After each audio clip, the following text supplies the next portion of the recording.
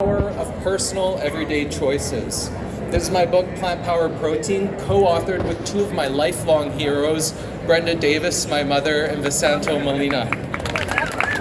You can check it out at your local bookstore if interested. I am. I still remember as a kid visiting my grandparents' farm in northern Ontario. The smell of fresh air had a subtle hint of sweetness from the wildflowers. It was a place that seemed to breathe life into you the moment that you arrived. They had hay fields across the road from the farm, and there was this little tiny patch of trees in the middle of the hay field that felt like my own world that I could spend hours in and never get tired. And neither did my connection to the land. Decades later, after my grandparents passed, I went to return to the farm, and I was bracing myself for the change that time might have instilled there. But when I got to the farm, I was pleasantly surprised. It was just as beautiful. Those smells of the wildflowers were still there that I can remember from when I was a kid. And the new owners, they spoke very warmly of my grandparents. They said that my grandparents maintained the place so well. When they bought the place, it wasn't a place that they had to rebuild and repair. There was a foundation to build upon and make even better, and that's just what they did. It reminds me of the old proverb, if you want to know the future, take care of the present. And my grandparents, they did just that. And their stewardship became a gift that could live on for the next generation. And what a better way to do it than to farm, right? Food provides sustenance. It brings people together.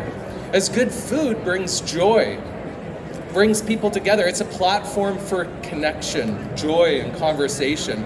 A great way to make a friend or even resolve conflict is by breaking bread. And a hard, simple truth that we need to confront is this.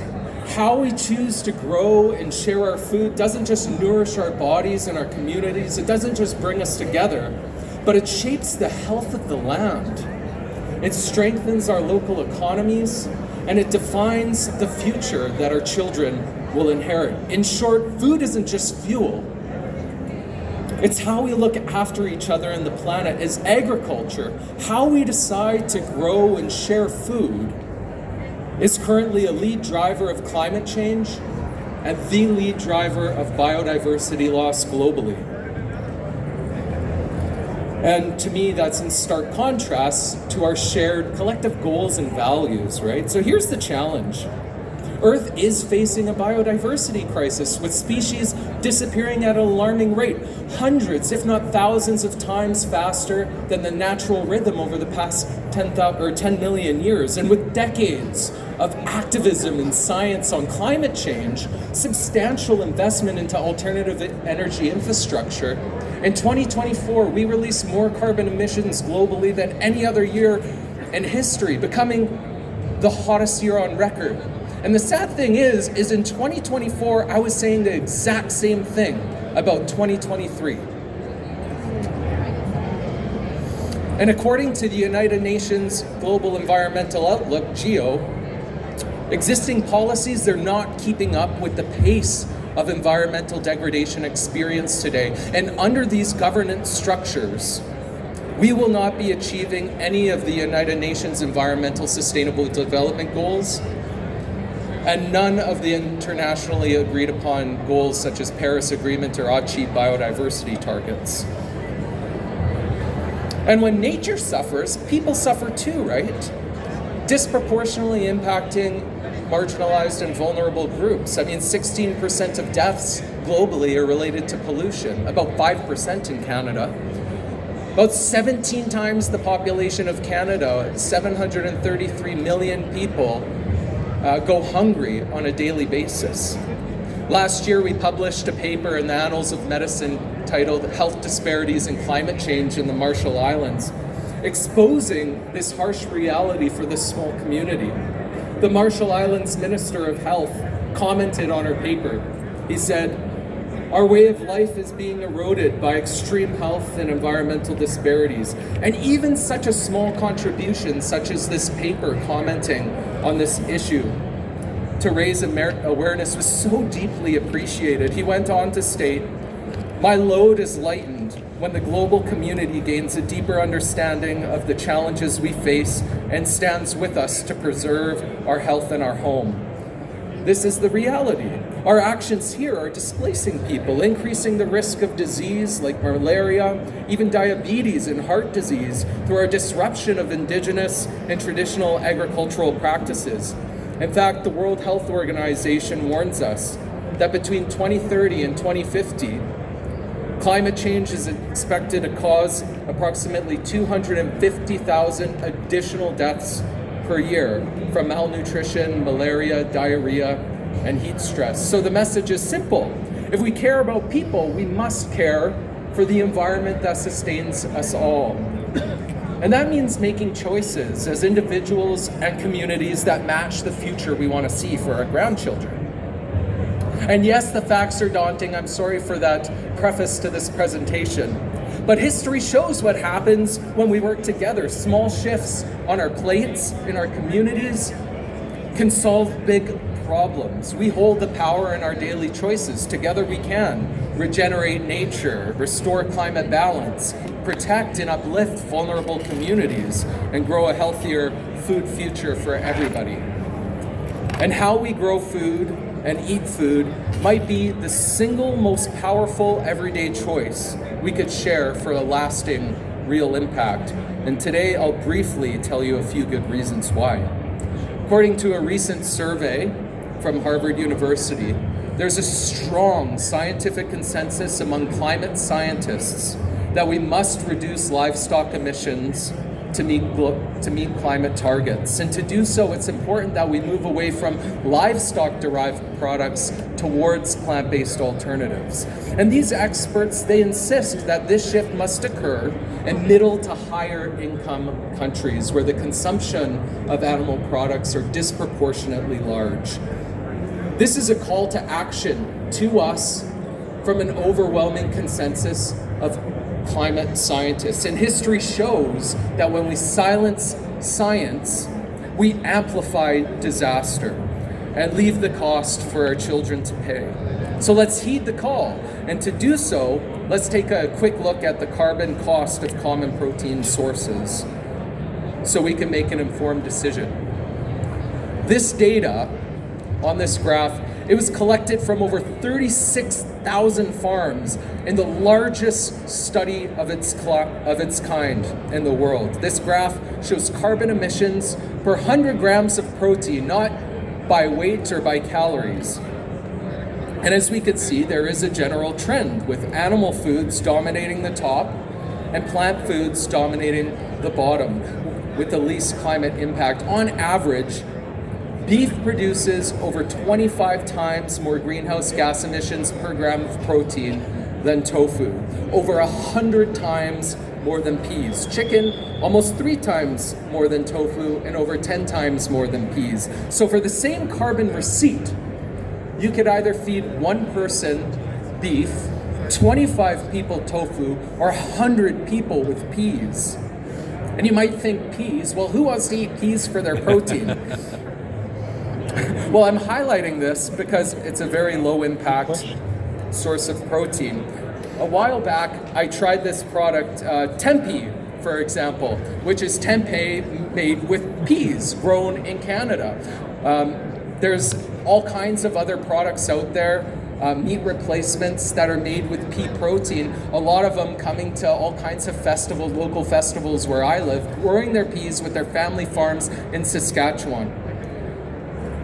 Clearly, replacing animal products with like pork, chicken, and beef with plant-based alternatives provides outstanding carbon reduction costs. Now, these graphs, they don't include going out hunting or fishing with your friends. I'm not trying to be restrictive here. I'm simply trying to open the door to a new world of culinary possibilities, one that truly aligns with our values. And although greenhouse gas emissions and climate change might be one of the most pressing issues of our day, Humanity faces some other challenges. Biodiversity loss, for example, and ecosystem decline might be an even more important issue at present. Because over the past 50 years, we've seen a lamentable 69% decline in monitored wildlife species populations, 83% in freshwater species. Nature Conservancy Director Linda Kruger stated that the rapid loss of biodiversity that we are witnessing is about much more than nature. The collapse of ecosystems will threaten the well-being and livelihoods on everyone on the planet. But one thing we often overlook is agriculture's role in biodiversity loss. As the Chatham House puts it, the global food system is the primary driver of this trend. Global dietary patterns, they need to converge around diets based more on plants, owing to the disproportionate impact of animal farming on biodiversity, land use, and the environment. Such a shift would also benefit the dietary health of populations around the world and help reduce the risk of pandemics. For example, between 2001 and 2015, we cleared 45 million hectares of some of the most productive ecosystems on the planet for grazing livestock. That is almost double palm oil, coffee, cocoa, and soybeans, which were mostly grown to feed livestock in the first place, combined. More than double.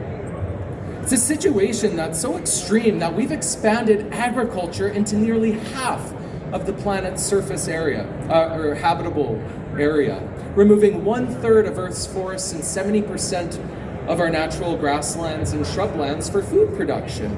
And although food nourishes our body and our minds, how we produce it can offset that benefit.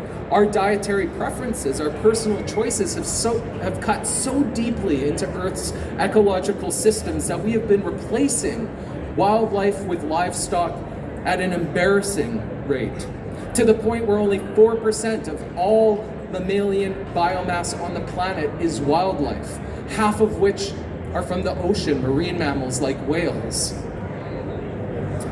2% land mammals, 2% marine mammals.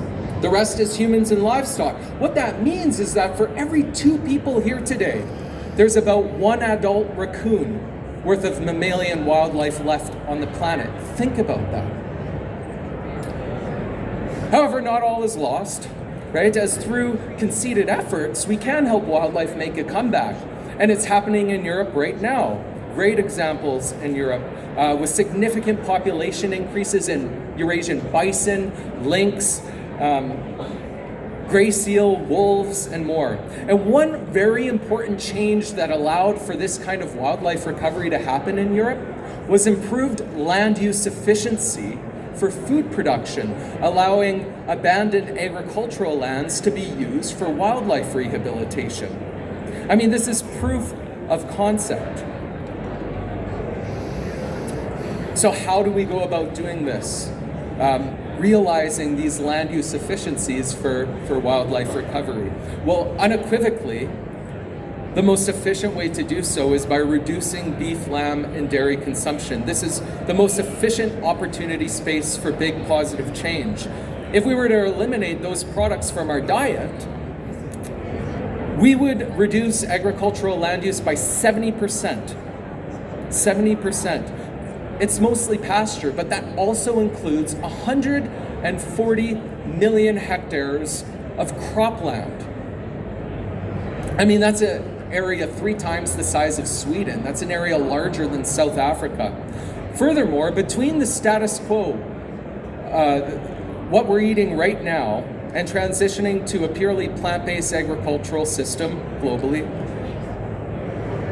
we would, in a way that preserves and enhances indigenous ways to hunt and fish, right? We're talking about the global agricultural system, the industrial system. We could free up a space for wildlife recovery the size of all of North America and Brazil combined. This opportunity space is massive, and it sees benefits in every small reduction of meat production. And that makes me excited. Because biodiversity recovery, we're not doing it just for nature's sake, right? This is a far more lucrative endeavor than that. As in our current degraded state, the land still absorbs 1/3 of all greenhouse gas emissions that we emit, largely by intact forests. And biodiversity, well, it enhances that function, as this paper points out. An ecosystem's carbon sequestration potential is tightly linked to biological diversity. And it's not just plant diversity, but animal diversity as well, which influences nutrient content in the soil and carbon retention in the biosphere. And this is not new or fringe information. The United Nations calls biodiversity Earth's greatest natural defense against climate change. But it's not just about climate change, right? Healthy function in ecosystems comes with a wide range of benefits and human health implications. It provides a buffer against infectious diseases. It improves food security and nutrition. It filters air and water. It stores water, providing drought mitigation. It enhances mental health and well-being. It reduces erosion. It increases resilience to natural disasters. It provides cultural anchoring and more. Healthy ecosystems means healthy people. So let's take a look at common protein sources very briefly and their land footprint so we can make some informed decisions that brings us closer to our collective goals and values. As you can see in this graph, this is per gram of protein again.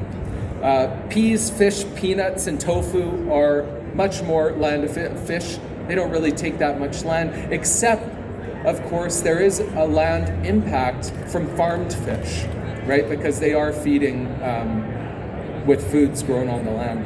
Beef uses almost 80 times more land than tofu. Beef and dairy are the biggest opportunities for change here. So moving forward, what can we do? Well, it's important to note that agricultural diversity is part of biodiversity. Today, 75% of all food consumed comes from just 12 plants and 5 animal species. Meanwhile, there are thousands of plant species that we've cultivated and are ready to be explored for us to consume. Only 3 plants, rice, wheat, and corn, contributes to nearly 60% of the calories and protein humans consume from plant. And growing such a restrictive, narrow selection of plants, right, for our restrictive standard diets has resulted in a vulnerable agricultural sector where the threat of pests, extreme environmental conditions, and market shocks are much more intense than they need to be. And the livestock feed industry is no exception, where in Canada, 80% of our barley, 60% of our corn, and 30% of our wheat goes into the voracious maw of the livestock feed industry. So let's promote agricultural diversity by trying new foods, new varieties, plant heritage seeds in your garden, and support local farmers who are doing the same, and eat a diverse range of fruits, nuts, legumes, and vegetables. So I would say to anyone looking to participate in the solution, to start by slanting towards a more plant-predominant diet, lower impact foods. If you're not a fan of the cold turkey method, pun intended, I would say start slow and be kind to yourself. And remember that eating food is a time for joy. It's a time for sharing and making meaningful connections. Sharing is caring. Share the food you enjoy with others and tailor it to your friends' palates, right? And spread the love of good low-impact food to others while making it a positive experience. You know, Robert Swan, he was the very first person to walk to both the North and South Poles unassisted in this harrowing journey.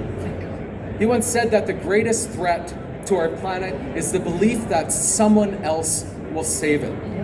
So indeed, I think that we all have a responsibility to play in the solution. So for my call to action, let's embrace the transformative power of our plates and our food choices, not only to improve public health outcomes, but to safeguard our planet, to mitigate climate change and build a better tomorrow, passing down the gift of biodiversity and wildlife to the next generation and the next. Let's commit right now to both nourishing our bodies and the planet by aligning our plates with our deepest core values and aspirations for a better and more fruitful future, for another pun at the end of this presentation. Thank you so much.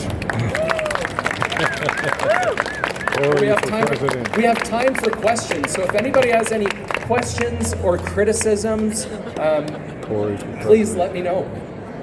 I'd be happy to hear.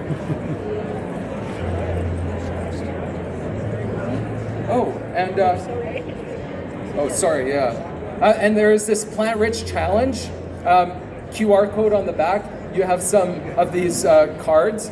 Please scan the QR code, and if you're ready to take the plant-based challenge, just document your meals. You have to just put in, I had one plant-based meal, right? That's how it works? So we have two, actually Yeah, please. Little plug. So I want to thank Corey very much for that presentation. The Plant Rich, yes.